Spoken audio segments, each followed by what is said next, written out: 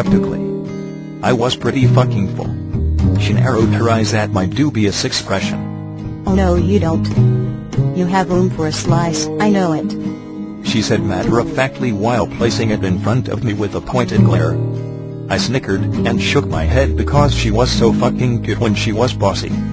I ate the cake and figured I'd need to come up with another compliment reserved just for it alone when fucking delicious wouldn't suffice. When it was all gone and I felt uncomfortably well suited for a position in the next Pepto-Bismol ad campaign, I slid the empty plates aside and mirrored her position, stretching my arm out across the table and laying my head on it while gazing at her. We moved closer and talked in whispers and I rubbed her hand with my thumb under the table. I basked in her every grin and soft giggle and I thought she just might save the whole concept of birthdays for me as she continued talking about things that wouldn't interest me at all if they weren't coming from her mouth. "So there we were on the beach," she chuckled as she whispered and moved closer. "Just two little 7-year-old girls pulling each other's hair and screaming. And Alice was completely beating me down." She rolled her eyes with a grin and I chuckled at the mental image of her worst family vacation. "I mean, that girl had some serious catfight skills." Her eyes were wide and mockingly incredulous as I smiled and inched my face closer to hers on my arm. "We're talking all out, no holds barred, Edward. Nails and biting, and I think she even called me a skank." She snorted in laughter at the memory of her and Eliza's first fight, and the arm she had stretched across the table bent at her elbow and moved her hand to my hair, where she began caressing it. I hummed in satisfaction and fought to keep my eyes open as she smiled at me. I can't see Alice being all bitchy about a fucked up sandcastle. I snickered lazily in agreement, moving my hand to her hair and stroking it while she sighed. I smiled and inched closer so our foreheads were nearly touching and I used my fingertips to push the locks away from her ear.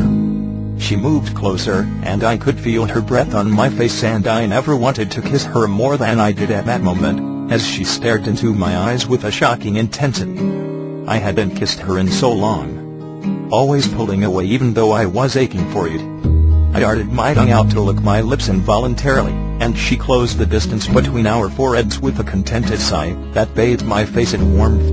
Then Carlisle had to completely ruin the moment by clearing his throat and being a total dick. "I think perhaps Bella should go home now." She flinched, startled by his voice even though it was a mere whisper, because she had forgotten he was even there. But she darted her gaze to him, and back to me dismally. And I gripped her hand in mine tightly because I didn't want her to leave yet. I sat up and met Carlisle's gaze with a glower. "Why? We aren't doing anything wrong?" I asked in a frustrated confusion. His eyes went to the floor and he scratched the back of his neck. "Please, Edward, don't make a scene," he pleaded softly, dropping his hand and meeting my gaze again. I was getting ready to make a scene and really enjoy it quite thoroughly when Bella suddenly stood up. She leaned in close to my ear, grasping my shoulder gingerly. "It's okay. Happy birthday, Edward." She kissed my temple, sliding a bag of cookies in front of me on the table. "Ginger snappy birthdays." Then she packed up her bag and turned to leave. But she was wrong about one thing. It wasn't okay. I watched in desperation as she cringed past Carlisle. "Goodbye, Dr. Cullen," she said curtly as she slipped past him and left the room. He opened his mouth to correct her formal use of his last name, but she was already gone, and it was obvious to us both she wasn't using it as a formality. She was pissed off at him, but not nearly as much as I was. And I couldn't fucking wait to move out of here. Bella's point of view. The week following Edward's birthday dragged on slowly. I was forced to check planners and calendars to keep my mind in sync with the days of the week.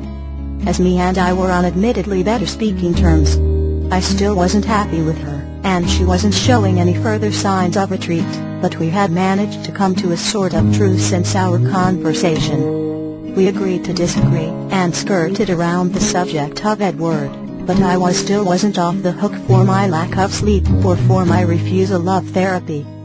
She made that abundantly clear every evening, before she went to bed with a firm look, as she said goodnight. I hid under my blankets with a flashlight, and read various books Edward had given me. It seemed ridiculous somewhere in the recesses of my mind, doing something as immature and childlike as reading under my blanket. But it created a new space for me outside the dark suffocation of my bedroom. It was there, but far more bearable. The words on the page became blurry, and I found myself having to read the same paragraph multiple times before I could apply it to the story in my head. But it kept me awake. The lunch naps began feeling shorter and shorter, and the long nights in my bed, spent hiding under the covers with a flashlight and a book, grew longer and darker. I used the activity of plotting strategies in my head to keep my mind engaged. They usually involved tricking as me into seeing Edward and I together, unplugged, if you will. Not too much unlike how Dr. Cullen had seen us that day. No hiding or holding back our feelings because we knew people were watching, but more how we were when alone. Just some little moment that would give her some sudden epiphany that she was wrong and we were helping each other. Maybe a brush of his hand against my cheek when I was tense, or a stroke of his hair when he felt agitated and restless. The way we would both relax and ease under the feel of the other's affection. These were the things that Esme should see. Of course, the thought was impossible, and my strategies all got shot down one by my rational judgment. And by the time the sun set every night, I was resigned to simply waiting for school the following day to fulfill my need for his presence. Edward's mood had shifted since the day of his birthday. He became impossibly easier to agitate, and at moments I would watch him stare off into space with an oddly contemplative expression that still appeared angry to me, frustrated and calculating. I wanted to ask him what he was thinking. What dark thoughts were making him so distant and quietly analytical? I didn't feel the need to push because I was calculating in my own way, but his sleep deprivation and the entire situation made me worry for his behavior. I became frightened that he was planning and not including me. That Thursday, or maybe it was Wednesday, I couldn't remember, he confirmed my suspicions as he was walking me to lunch. He had his arm draped across my shoulders and mine was wrapped around his waist, as was our usual stance when roaming the halls. The campus was filled with excited yelps and boisterous laughter at some approaching school event. Was it a dance? Maybe the prom? Or a basketball game? I couldn't decide, and I never got a chance to listen closely enough to hear what they were anticipating because I was having a distracted conversation with Edward, whispering to him quietly as he moved us around the students. Then he finally spoke the words that had likely been spinning the contemplative thoughts inside of his mind for the week. As soon as I move the hell out of there. What? My head immediately jerked upwards to meet his gaze. He rolled his eyes as he continued steering me around the flow of students that were avoiding his glares. I'm 18 now. I don't have to put up with that shit that happened on Saturday. He explained in a quiet voice that was seeping with irritation at someone who ran past us with a loud yell towards the end of the hall that made me flinch. I opened my mouth and then shut it again when I realized I knew what he meant. This was about Carlisle, but it was about me coming between him and Carlisle.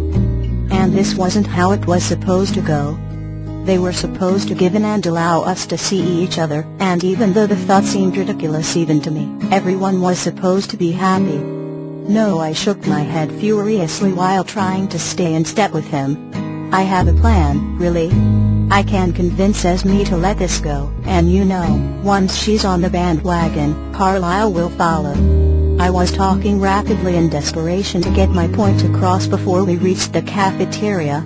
It's going to take some time and patience, and I paused and grimaced while continuing in one brisk breath. Okay, maybe me going to therapy, but I don't care dash. He cut me off with a sudden halt of his steps, his hand firmly jerking my shoulder to a stop. Quizzically, I once again met his gaze in confusion. His eyes were wide, lips fractionally parted as he stared at me. What? He breathed, his brows furrowing softly as he regarded me.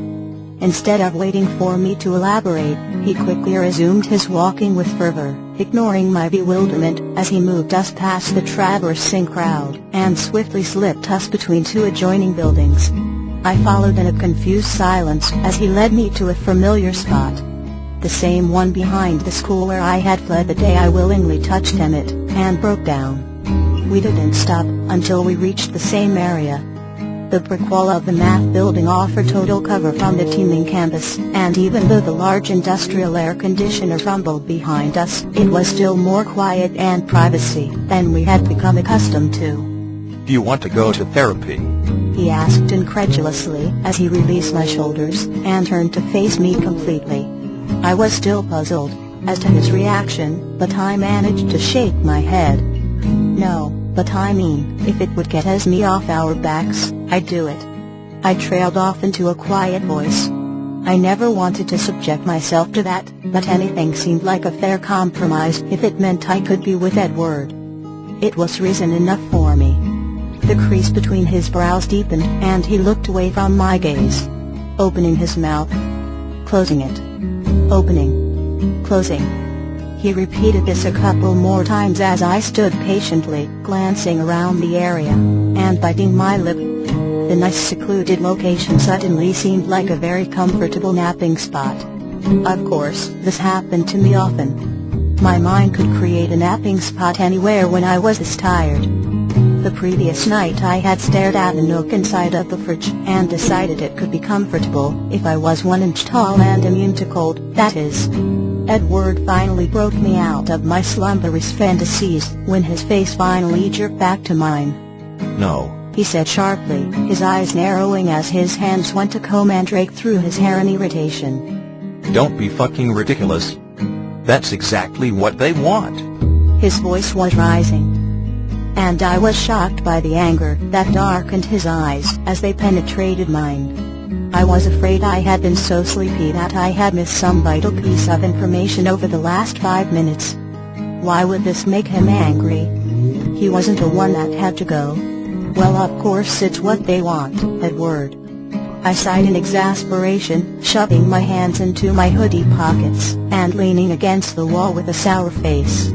They think it will be magical and rainbows and cure me and make me into a real girl. I grumbled bitterly, kicking the grass at my feet. He mumbled something quietly to himself and his eyes grew impossibly more furious.